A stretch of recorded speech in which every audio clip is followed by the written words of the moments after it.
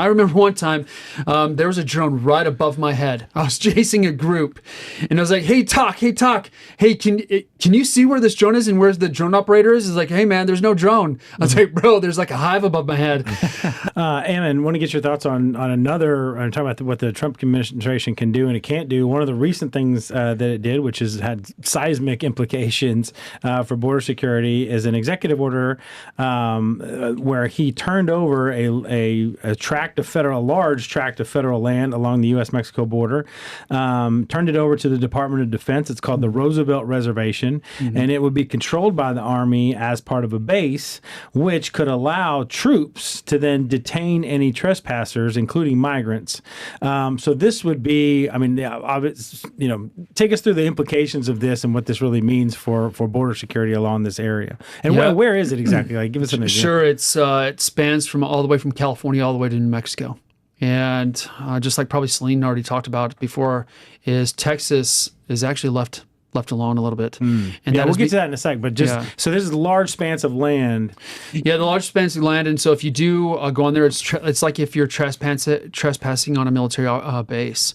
And so the implication is now that the DoD is in control of it, they can actually utilize their tools that they wouldn't have to ask DHS or the Department of the Interior or anyone else to be able to utilize. One specifically is the counter UAS.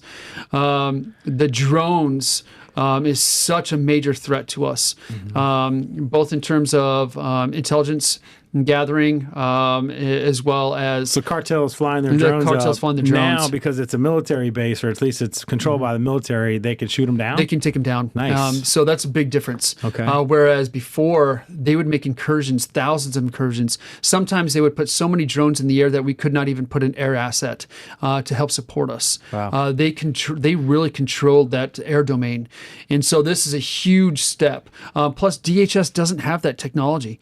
They don't have the technology to take it down. They don't have the technology to even know there's a drone. I remember one time there was a drone right above my head. I was chasing a group and I was like, hey, talk. Hey, can you see where this drone is and where the drone operator is? It's like, hey, man, there's no drone. I was like, bro, there's like a hive above my head. And the amount of technology that DHS has compared to DoD, completely different. Right. And so this is a huge game changer, but it is going to shift everything to Texas. And not just the airspace, but also obviously if someone is now trespassing across the land, they can be treated differently, or not. How do I say it right? It's not necessarily treated differently, but you can use the military to detain those individuals, and you don't have the same rules and restrictions that you might have if it was DHS or say local law enforcement detaining those individuals. Yeah, 100%. It's just like what it was before Border Patrol was even created in 1924, when the War Department actually controlled the border. So when like Pancho Villa was coming in and was making those incursions, it was the War Department that was actually in charge of border security. Even in the very beginning, Border Patrol was just an immigration, and then the prohibition.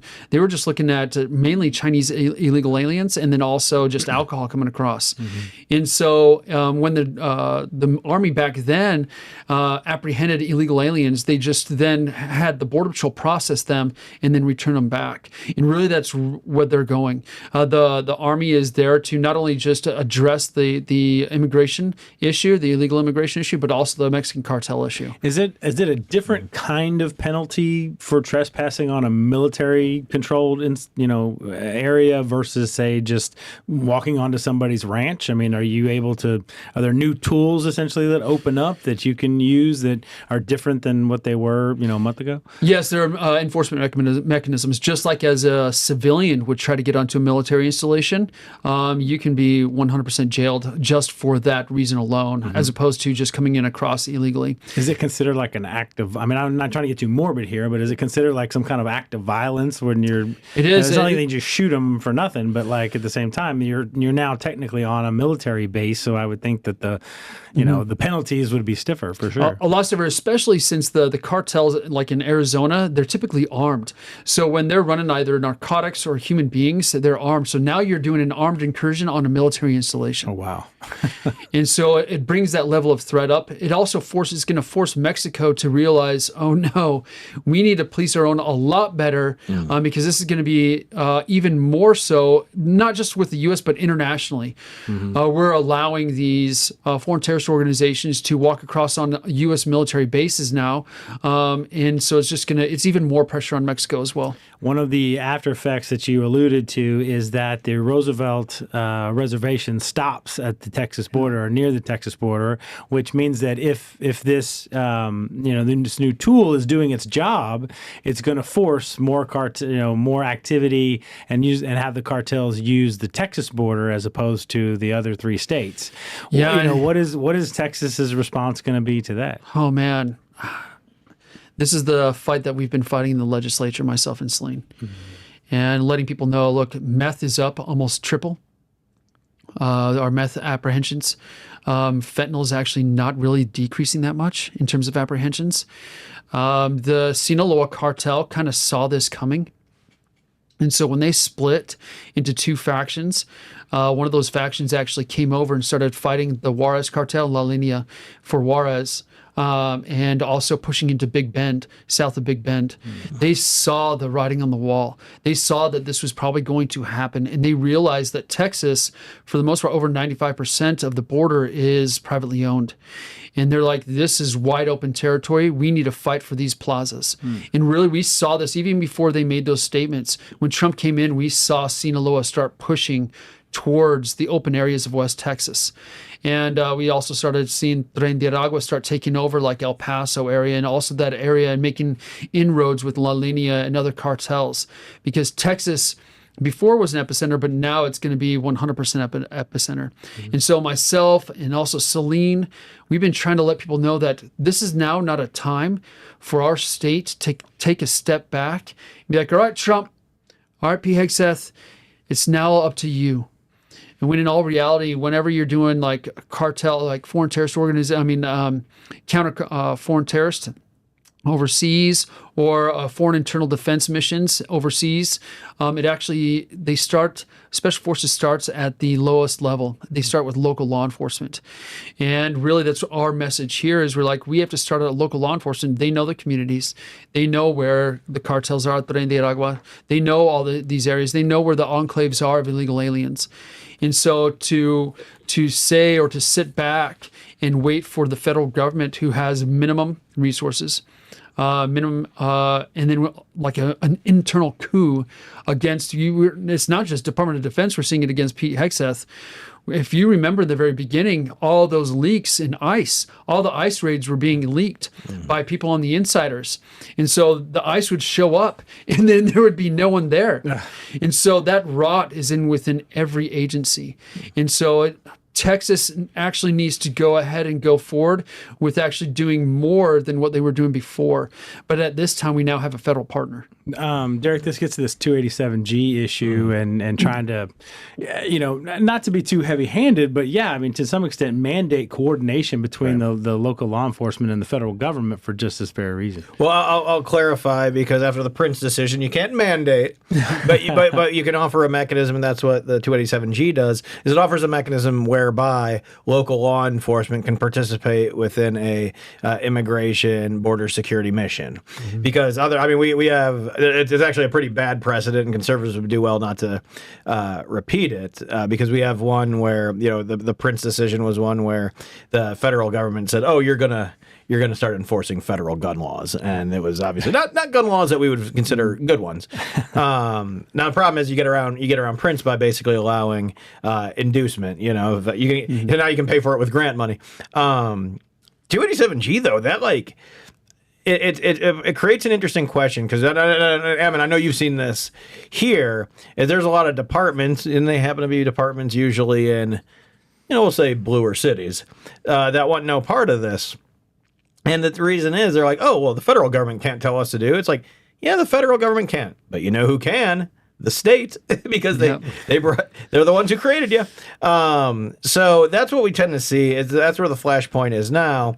It's this matter of local control. And of course, even if San Antonio or some like a intransigent department does not want to participate in the mission and they're mandated to, they're probably not going to be the best partner. But still, that's better that you have that on paper than, no agreement at all, or at worst, even a firewall between those two mission sets of law enforcement and border security. So all that to say is, I know that is controversial to some here, but technically, I mean, if you want to, and Ammon, to your point earlier about the delineation between civilian and military enforcement, the alternative to civilian law enforcement of the border or the border security mission is the military one. And what did Ammon just tell us about the goal of the military? Now, granted, the phrase I was always told was to kill people and break stuff.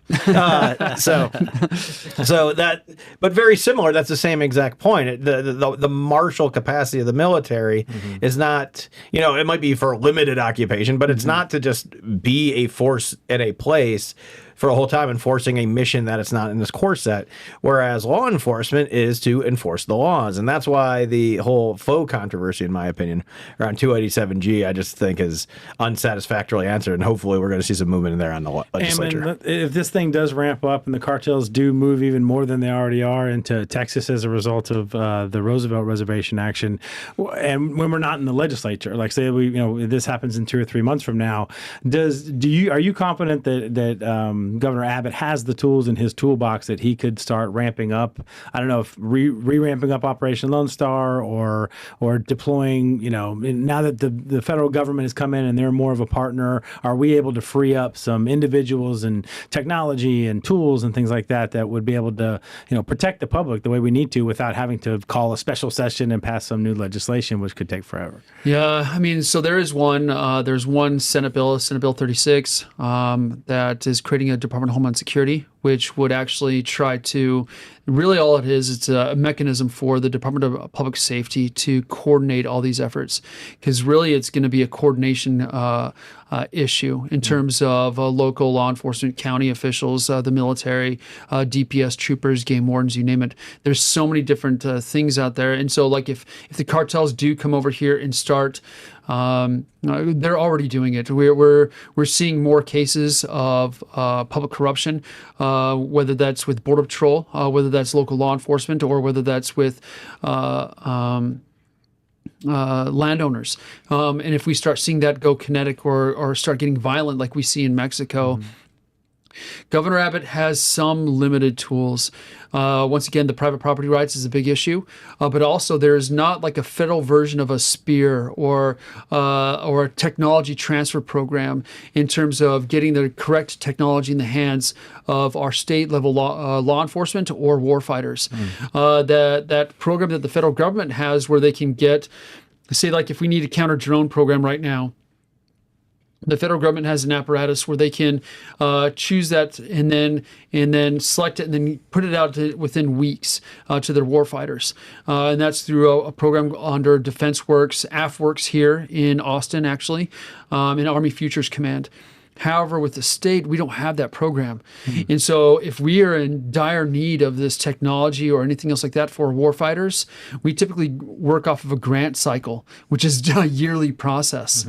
We're so embedded with bureaucracy, even more so than the federal government in terms of getting stuff like that, we don't have the tools right now. We didn't pass the legislation this session to build that effort that was needed to counter the cartels. We'd be completely reliant once again on the federal government to come in and try to approach that or to counter the threat.